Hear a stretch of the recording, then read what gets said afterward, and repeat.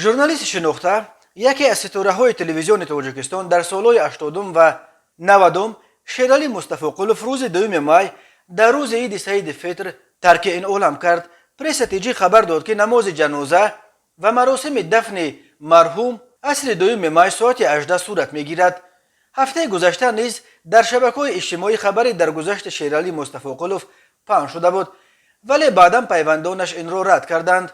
ولی آنها تصدیق کردند که ژورنالیست شناخته چند وقت باز بیمار وزنین است. شیرعلی مصطفی قلوف ژورنالیست در سالهای 90 مشهور تاجیک، یکی از اولین ژورنالیستان تاجیک است که در سال 1993 به قرارگاه گریزگان به افغانستان رفت و از روزگار آنها گزارش‌ها تهیه کرد. او در برگردانی گریزگان و پیدا کردن گمشده‌ها نقش بارز داشت. از جمله سال 1993 شیرعلی مصطفی قلوف به افغانستان به قرارگاه گریزگان تاجیک رفته از روزگار آنها گزارش‌ها تهیه کرده برنامه وا غریبی پخش کرد.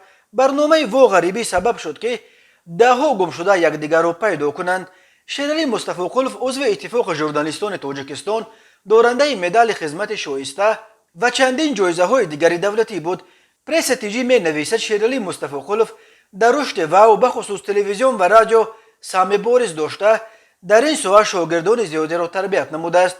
او همچنین مؤلف چندین آچرک و فیلم‌های مستند بود.